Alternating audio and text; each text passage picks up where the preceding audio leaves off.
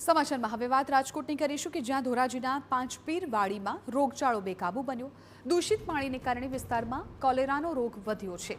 છેલ્લા 24 કલાકમાં ઝાડા ઉલટીના વધુ 5 કેસ નોંધાયા છે। પાંચપીર વાડી વિસ્તારમાં ઝાડા ઉલટીના 40 કેસ નોંધાયા છે। 40 પૈકી 3 દર્દીઓના કોલેરાના રિપોર્ટ પોઝિટિવ આવ્યા। દર્દીઓ ધોરાજી સિવિલ હોસ્પિટલમાં સારવાર હેઠળ છે। તો રાજકોટમાં વધતા રોગચાળાને લઈને કોંગ્રેસે લગાવ્યા છે આક્ષેપ। શહેર કોંગ્રેસ પ્રમુખ દિનેશ વોરાના પાલિકા સામે ગંભીર આક્ષેપ। પાલિકાની બેદરકારીને કારણે રોગચાળો ફાટ્યો તેવું કોંગ્રેસ કહી રહી છે। સાથે જ કહ્યું કે પાલિકા દ્વારા દૂષિત પાણી અપાય છે। પાલિકાના જવાબદારો સામે પગલાં લેવાની માંગ કરી દિનેશ વોરાએ જિલ્લા કલેક્ટરને પત્ર લખ્યો।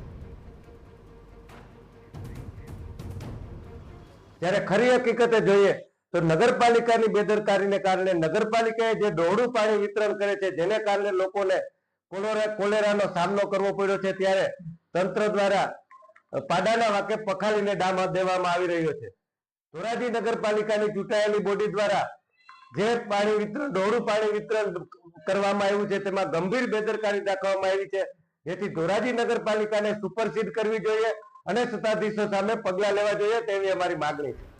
ઉલ્લેખનીય છે કે ગઈકાલે જિલ્લા કલેક્ટરે પાંચપીર વાડી વિસ્તારને કોલેરાગ્રસ્ત જાહેર કર્યો હતો, કારણ કે ઝાડા ઉલટીના કેસમાં સતત વધારો થઈ રહ્યો છે, જેને લઈ આરોગ્ય વિભાગની ટીમે સર્વે કામગીરી હાથ ધરી છે।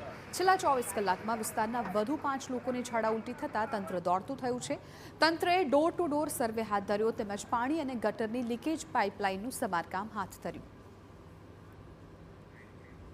પાણીની પાઇપલાઇન અને ગટરની પાઇપલાઇન છે લીકેજ જોવા મળેલી છે, જેના લીધે અહીંના લોકલ લોકોનું પીવાના પાણીમાં ગંદુ પાણી મિક્સ થતા ઝાડા ઉલટીના કેસો જોવા મળેલા છે, જેની અમને તાત્કાલિક જાણ થતા તમામ વિસ્તારમાં અમે આરોગ્યની 21 ટીમ અત્યારે હાલ કાર્યરત છે, જેમાં અમે સતત એક ઘરે ડોર ટુ ડોર સર્વે કરી અને જ્યાં બીમાર હોય કોઈ પણ લોકો તો ત્યાં ઓન ધ સ્પોટ સારવાર અને નજીકના જ એ જ વિસ્તારમાં અમે ઓપીડીની વ્યવસ્થા પણ કરેલી છે।